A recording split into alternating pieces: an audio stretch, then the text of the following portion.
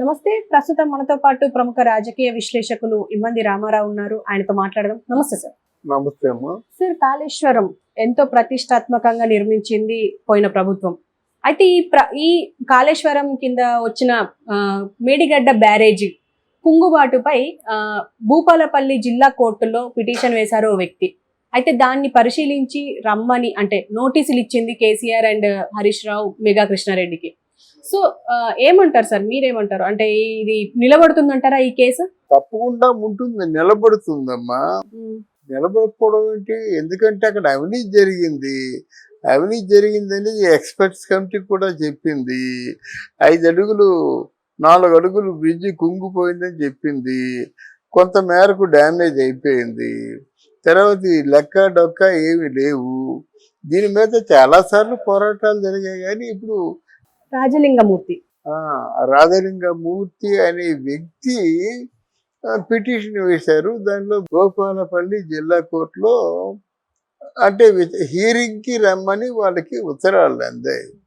కేసీఆర్కి, హరీష్ రావుకి, మెగా కృష్ణమూర్తి గారికి, వీళ్ళందరికీ శ్రీముఖాలు అందాయి. ఇప్పుడు దీని తాలూ పర్యవసానం ఎలా ఉంటుందని అడుగుతావు, అంతే కదా. ఇది రేవంత్ రెడ్డి ఎప్పటి నుంచే చెప్తుంది, తప్పకుండా మీరు శిక్షార్హులు. మనకు ఉన్నటువంటి ఒక ప్రతిష్టాత్మక డ్యామేజ్కి ఇంత డ్యామేజ్ జరిగిందంటే మరి రేపు పొద్దున్న ఎంతమంది ప్రజలు బాధపడతారు?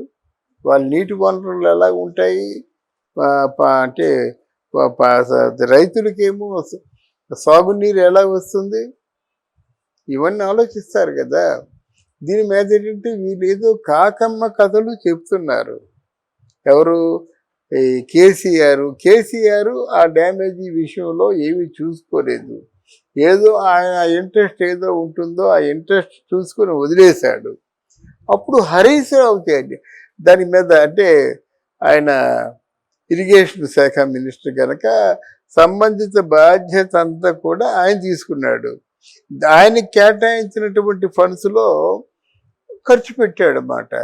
ఇక్కడ మెగా కృష్ణమూర్తి గారు కూడా ఏమవుతుందంటే అప్పుడు రాజీవ్ గారు చెప్పినట్టుగా నీ చేతిలో వచ్చి నా చేతికి వచ్చేసరికి ఎంత ఉంటుంది, నా చేతిలో వచ్చి ఆ చేతిలోకి వెళ్ళేసరికి ఎంత ఉంటుంది, అక్కడి నుంచి వెళ్ళేసరికి ఆ వెళ్ళే దాంతోనే ఏదైనా పని చేయాలి. అంటే ఒక ₹1 కోటి పనిచేసేదానికి 5 లక్షల రూపాయలతో పనిచేయాలంటే ఎలాగవుతుందమ్మా? పోనీ 10 లక్షల రూపాయలతో పనిచేయాలంటే ఎలాగవుద్దమ్మా? పోనీ 50 లక్షల రూపాయలతో పనిచేయాలంటే ఎలాగవుతుంది? ఆ కోటి ఖర్చు పెట్టాలి. మీకు కొన్ని ఉంటాయి చూసారా, తాత్కాలికంగా మళ్ళీ నెలలో మళ్ళీ పెట్టుబడి పెట్టాలి, మళ్ళీ 2 నెలల్లో పెట్టుబడి పెట్టాలి అనే దాంట్లో ఏమైనా చేయొచ్చు. ఎందుకంటే నెల ఏదో బడ్జెట్ కేటాయిస్తారు కదా. ఇది అలా కాకుండా వన్స్ ఫర్ ఆల్ మీరు ఇన్వెస్ట్మెంట్ చేసినట్టయితే శాశ్వత ప్రయోజనాలని సాధిస్తాం మనం. అందుకే డ్యాములు కానీ బ్యారేజీలు కానీ అన్ని కట్టామంటే ఒక బ్రిడ్జి కట్టామంటే 100 ఏళ్ళు ఉండాలి దాని లైఫ్.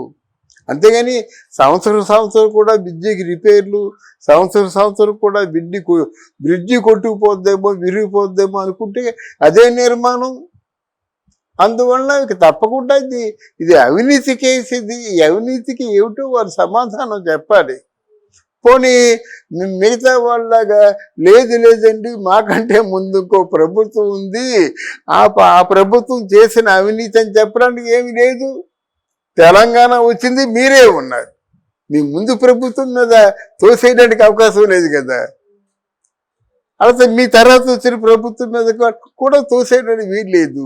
అది మీ చేతుల్లో జరిగింది, మీరే బాధ్యుడు. అలా ఉచ్చు బిగుసుకుందన్నమాట. వీళ్ళు ఎలాగైనప్పుడు కూడా వీళ్ళు అవినీతి పరులు అనే మాట రాకపోతే ఎంత తొందరగా కేసీఆర్ ఓడిపోయేవాడు కాదు. వాళ్ళు సంపాదించుకున్న ఆస్తులు అందరికీ తెలిసి హరీష్ రావు ఆస్తి ఎంత ఉందమ్మా ఈరోజు, కేటీఆర్ ఆస్తి ఎంత ఉందమ్మా ఈరోజు. కేటీఆర్ కొడుకు హిమాంశు ఒక పిల్లడు 36 ఎకరాలు కొనేసారట అక్కడ.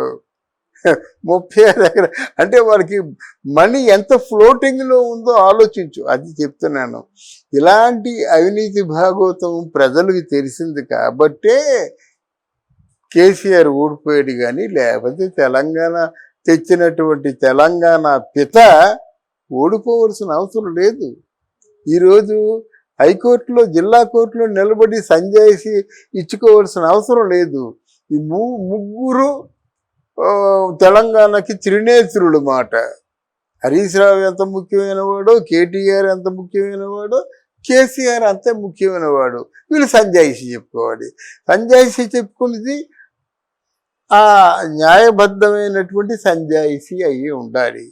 లేకపోతే వాళ్ళు వ్యతిరేకిస్తారు, లేకపోతే వాళ్ళకి జైలు శిక్ష తప్పదు. Okay sir, thank you. Thank you.